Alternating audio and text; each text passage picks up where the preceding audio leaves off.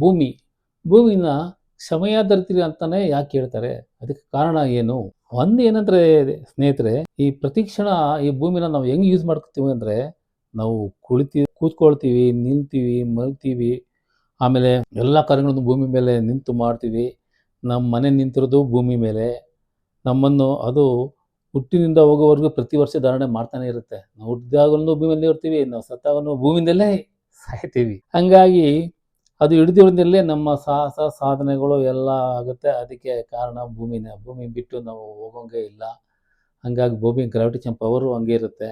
ನೀವು ಎಷ್ಟು ಆಕಾಶದಲ್ಲಿ ಹಾರಾಡಿದ್ರು ಮತ್ತೆ ಕೆಳಗೆ ಬರಲೇಬೇಕು. ಮತ್ತು ನಾವು ಸತ್ತ ಮೇಲೂ ನಾವು ಭೂಮಿ ಒಳಗಡೆನೇ ಹೋಗ್ತೀವಿ. ಭೂಮಿಗೆ ಸೇರ್ಕೋತೀವಿ ನಾವು. ಹಂಗಾಗಿ ಭೂಮಿ we are part and parcel of the land. Okay, and nature also. ನಾವು ಅದು ಭೂಮಿನ ಹೆಂಗೆ ಯೂಸ್ ಮಾಡ್ಕೋತೀವಿ ಅಂತ ಹೇಳಿದ್ರೆ, ಅಲ್ಲಿ ಮನೆ ಕಟ್ಕೊಂಡು ವಾಸ ಮಾಡ್ತೀವಿ. ನಮ್ಮ ವೆಹಿಕಲ್ಸಲ್ಲಿ ಪಾರ್ಕ್ ಮಾಡ್ತೀವಿ, ನಡೆದಾಡ್ತೀವಿ, ಕುಣಿದಾಡ್ತೀವಿ. ಅಲ್ಲಿ ನಮ್ಮ ವೆಹಿಕಲಲ್ಲಿ ಕೂತ್ಕೊಂಡು ಅದ್ರ ಮೇಲೆ ಸವಾರಿ ಮಾಡಿ ನಾವು ಪ್ರಯಾಣನೂ ಮಾಡ್ತೀವಿ. ಮತ್ತೆ ಏನು ಮಾಡ್ತೀವಿ ಅಂದರೆ ತಾಂಬೂಲ ಹಾಕ್ತೀವಿ. ಹಾಕಿದ್ಬಿಟ್ಟು ಆ ಭೂಮಿ ಮೇಲೆ ಉಗಿತೀವಿ. ಅದಾದಮೇಲೆ ನಾವು ನಿತ್ಯ ಕರ್ಮಗಳನ್ನು ಭೂಮಿ ಮೇಲೆ ಮಾಡ್ತೀವಿ. ಮತ್ತು ನೀರು ಬೇಕಾ?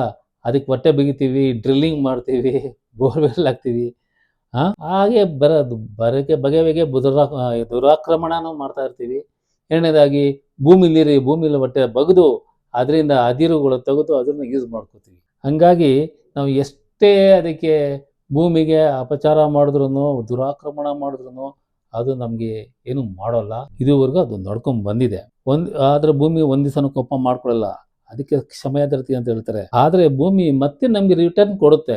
ನೀವು ಇಷ್ಟೆಲ್ಲ ಆಕ್ರಮಣ ಮಾಡಿದ್ರು, ದುರಾಕ್ರಮಣ ಮಾಡಿದ್ರೂ ಭೂಮಿ ಮತ್ತೆ ನಮ್ಗೇನು ಕೊಡುತ್ತೆ? ಆಹಾರ ಕೊಡುತ್ತೆ. ಭೂಮಿಯಿಂದ ಹಣ್ಣು ಹಂಪಲುಗಳು ಕೊಡುತ್ತೆ. ಹಸಿರು ನೆರಳು ಕೊಡುತ್ತೆ ನಮಗೆ. ಹುಲ್ಲು, ನೀರು, ಆಶ್ರಯ, ರಸ್ತೆಗಳು ಎಲ್ಲ ಕೊಡುತ್ತೆ. ನಗರ ನಿರ್ಮಾಣಕ್ಕೆ ಭೂಮಿ ರೆಡಿ ಇರುತ್ತೆ, ಜಾಗ ಕೊಡುತ್ತೆ. ಪ್ರತಿ ಸಲ ನಮ್ಗೆ ಸೇವೆ ಮಾಡುತ್ತೆ. ಆದರೆ ನಾವು ಇತರರನ್ನು ಕ್ಷಮಿಸೋ ಅವತರ ಬೆಳೆಸ್ಕೊಳ್ಬೇಕು. ಕಾರಣ ಸಹನೆ, ತಾಳ್ಮೆ ಬೆಳೆಸ್ಕೊಬೇಕು. ಭೂಮಿನೇ ಇಷ್ಟು ಮಾಡುವಾಗ ನಾವು ಮನುಷ್ಯರು ಸ್ವಲ್ಪ ಬುದ್ಧಿ ಇರೋರು. ಎರಡನೇದಾಗಿ ಕಲಿಯುಗದ ಒಂದು ಕಾನೂನಿದೆ. ಕಲಿಯುಗದ ಕಾನೂನು. ನಾವು ಇಷ್ಟೆಲ್ಲ ಮಾಡಿದ್ರು ಅದು ಸುಮ್ಮನೆ ಇರುತ್ತಾ? ನೋಡೋವರೆಗೂ ನೋಡುತ್ತೆ. ಆಮೇಲೆ ನಮಗೆ ತಡಕ ಕೊಡುತ್ತೆ. ಹೇಗೆ ಅಂದರೆ, ನಮಗೆ ಬುದ್ಧಿ ಕಲಿಸೋದಕ್ಕೆ ಆಗಾಗ ಭೂಕಂಪ, ಭೂಕುಸಿತ, ಮತ್ತು ಪ್ರವಾಹ, ಬರಗಾಲ, ಊರಿಗೂರೇ ಕುಸಿದೋಗ್ಬಿಡೋದು, ಪರ್ವತಗಳು ಕುಸಿಯೋದು, ಅಪಘಾತ, ಇದೆಲ್ಲ ಹೀಗೆ ಮಾಡ್ತಾ ಇರುತ್ತೆ.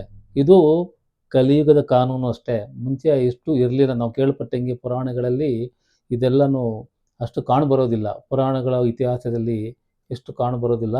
ಕಲಿಯುಗದಲ್ಲಿ ಎಷ್ಟು ಕಾಣ್ತಾ ಇದೆ ಅದು.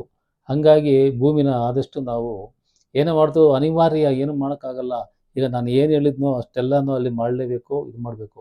ಈ ವಿಷಯ ಏನು ಅಂತ ಹೇಳಿದ್ರೆ, ಭೂಮಿಗೆ ಕ್ಷಮೆಯಾಧರಿತ್ರಿ ಅನ್ನೋದಕ್ಕೆ ಕಾರಣ ಇದೇನೆ.